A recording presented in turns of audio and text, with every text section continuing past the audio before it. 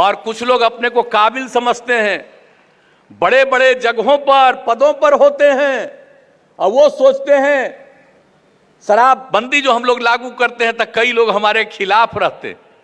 तो काहे का खिलाफ रहते हो? इस देश के रहने वाले हो, अगर राष्ट्रपिता की बात को तुम नहीं मानते हो तो तुम क्या देश के सही आदमी हो? स्वागत है आपका द बिहार बुलेटिन में। समाज सुधार अभियान के अंतिम चरण में मधेपुरा पहुंचे मुख्यमंत्री नीतीश कुमार ने विपक्ष को आड़े हाथ लेते हुए जमकर निशाना साधा। बताते चले कि मुख्यमंत्री नीतीश कुमार के आगमन को लेकर जिले के डीएम एवं पुलिस अधीक्षक खुद सुरक्षा का कमान संभाले हुए थे। हर आने जाने वालों पर सीसीटीवी कैमरों से निगरानी रखी जा रही थी। बताते चले कि मुख्यमंत्री नीतीश कुमार ने स्टेडियम में प्रवेश करते ही सबसे पहले स्टेडियम में बने स्टॉल पर गए। जीविका दीदियों द्वारा बने सभी तरह के स्टॉल का निरीक्षण किया। स्टॉल निरीक्षण करने के बाद सीएम ने कहा, इसी तरह से काम करते रहिए, कभी दिक्कत नहीं होगी। इसके बाद मुख्यमंत्री ने बिना समय गंवाए स्टेज पर पहुंचकर सबका अभिवादन किया। मुख्यमंत्री ने दीप प्रज्वलित कर समाज सुधार अभियान की शुरुआत की। मुख्यमंत्री ने कोसी के सभी जिलों से आए सभी जीविका दीदी का अभिवादन कर उनके जीवन संघर्ष की बातों को सुन काफी गदगद हुए। दीदी सरोज देवी, सीमा देवी, आयशा खातून, लालो मुर्मू, सबीना खातून ने मुख्यमंत्री को अपने जीवन संघर्ष के बारे में बताया। उन्होंने बताया कि कैसे जीविका में आने के बाद उनकी तकदीर बदली। मुख्यमंत्री नीतीश कुमार ने कहा कि सरकार समाज के सभी तबके के उत्थान के लिए लगातार प्रयासरत है। जरूरत इस बात की है कि विकास के साथ साथ समाज सुधार का अभियान भी निरंतर चलता रहे। विकास के साथ समाज सुधार होगा तो समाज, राज्य और देश आगे बढ़ेगा। मुख्यमंत्री ने दो टूक शब्दों में कहा कि शराबबंदी के निर्णय से सरकार पीछे नहीं हटेगी। नशा मुक्ति की बात को लेकर के, बाल विवाह के खिलाफ, दहेज प्रथा के खिलाफ और इन सब चीज़ों के लिए सबसे पहले जो नशा मुक्ति लागू किया गया, शराबबंदी लागू किया गया, ये तो आप ही लोगों पर, महिलाओं की मांग पर, जीविका की दीदियों की मांग पर, उसी के पर तो हमने लागू किया है। हम तो पहले से ही चाहते थे शराब से मुक्ति होनी चाहिए, लेकिन आप जानते हैं ना, लगता था कि पता नहीं शराब मुक्ति का करें और ठीक ढंग से लागू होगा कि नहीं होगा। हम लोगों का तो जब हम पढ़ते थे उसी समय से कॉलेज में, तब से ही शराब के बारे में जानते थे और इसके बहुत खिलाफ थे।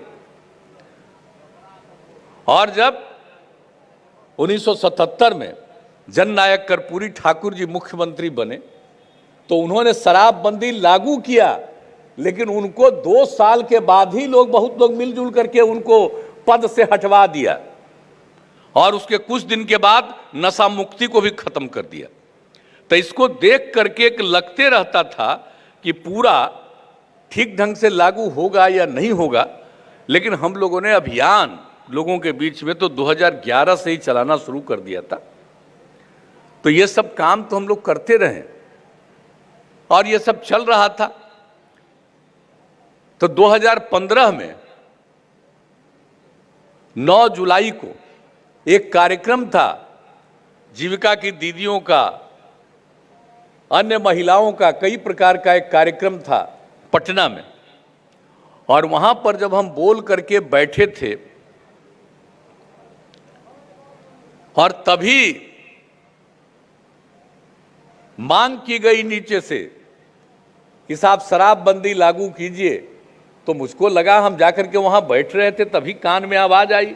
तो हमारे साथ जो बैठे हुए थे मंत्रीगण, उनसे भी पूछा, उन लोगों ने कहा शराबबंदी की बात की और उसी समय मेरे मन में ये बात आई। और वैसे ही वापिस आ करके जब बोल करके हम बैठ रहे थे अपनी बात खत्म करके, और जब ये मांग हुई तो 2015 9 जुलाई की बात, और लौट करके आकर के हमने कहा कि ठीक है, अगली बार अगर फिर आ जाएंगे सरकार में तो शराबबंदी लागू कर देंगे। आप जानते हैं उसके 3 महीना के बाद चुनाव होना था और एक वाक्य, एक ही लाइन हमने ये कह करके अपनी बात समाप्त कर दिया था, लेकिन ये बात घर घर तक पहुंच गई। कितनी खुशी हुई महिलाओं को। और उसके बाद फिर चुनाव हुआ, तब फिर हम ही को मौका मिल गया। आपको मालूम है ना कि अभी हाल में फिर से जो जहरीला शराब पी करके बहुत लोग जो मरा, तो इसको लेकर के फिर कई लोग जो इस शराबबंदी के खिलाफ थे, उन्होंने शुरू कर दिया, कहा शराबबंदी तो फेल कर गया, अब बोलिए लोगों मर रहा है, शराबबंदी को खत्म करिए। हमने कहा कमाल आदमी, शराबबंदी को खबर की। अरे दारुए पीने से ना लोग मरा है, और कोई अगर दारू पीने जाएगा तो कोई ठीक दारू पिलाएगा, कोई उसको जहरीला दारू पिलाएगा, मरेगा। ये तो हम लोग शुरू से कह रहे हैं शराब कितनी बुरी चीज है, और तब इस तरह की बात करना। अरे भाई जब हम लोग 16 में लागू किए तब कुछ जहरीला शराब का 2-3 जगह घटना नहीं घटा। अभी तो आपको अपर मुख्य सचिव ने बता दिया, गृह विभाग ने कितनी सजा मिली है एक एक तरह पर, तो ये कहीं खत्म होने वाला है। और जब शराबबंदी लागू नहीं था तब भी तो जहरीले शराब से लोग मरते थे कई जगह, लेकिन जो जहां जहरीले शराब लागू नहीं है, जहां शराब लागू नहीं है, वहां जहरीले शराब से मरने वाले तो हर बड़े बड़े राज्यों में बहुत लोग होते हैं। अब बिहार में जितना लोग जहरीले शराब से मरा, उससे कई गुना ज्यादा दूसरे राज्यों में जहां शराबबंदी लागू नहीं वहां मरते हैं। लेकिन फिर भी कुछ लोग, क्या बुद्धि है, इसको लेकर के शुरू कर दिए बोलना। अब आजकल तो हो न गया है कि सब चीज पर ट्वीट कर देता है, देखो सोशल मीडिया पर चला देता है, तो कुछ से कुछ करता है, सब अपना मोबाइल में पढ़ते रहता है, तो यही सब में अनाप शनाप चलाता है। तो उसी समय हम लोगों ने मीटिंग किया जिसकी हमने आपको चर्चा किया नवंबर महीने में, और 26 तारीख से नवंबर से हम लोगों ने तय किया कि हम लोग पूरे तौर पर यह अभियान चलाएंगे।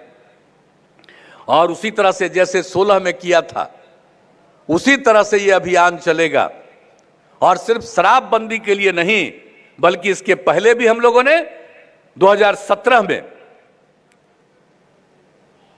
राष्ट्रपिता महात्मा गांधी बापू के जन्म दिवस के अवसर पर 2 अक्टूबर को 2017 में हम लोगों ने पटना में मीटिंग की, जो बापू सभागार बनाए उसका उद्घाटन उसी दिन किया, और 5000 जीविका की दीदियां वहां मौजूद थी। और उसी में हम लोगों ने तय किया था कि दहेज प्रथा और बाल विवाह के खिलाफ भी जबरदस्त अभियान चलेगा।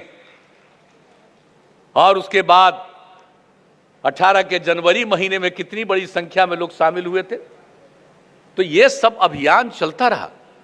तो हम लोगों ने इस बार यही तय किया कि हम तो समाज सुधार अभियान हमको लगातार चलाना है। शराबबंदी के लिए लोगों को प्रेरित करना कि कोई शराब न पिए, दहेज प्रथा और बाल विवाह के खिलाफ, और दहेज प्रथा और बाल विवाह के खिलाफ कानून बना हुआ, और तब भी लोग इधर उधर काम करता है। मुझे बहुत अच्छा लगा आज जब इन सब चीजों के बारे में आप ही लोगों के बीच से यहां कहा, तो हम तो यही चाहते हैं कि भाई जैसे यहां बोल रहे थे इसी तरह से सब जगह चर्चा हो, एक एक तरह की चीज पर हर तरह से बात होनी चाहिए। तो इसके लिए तो हम सब लोगों को बड़े पैमाने पर अभियान चलाना है।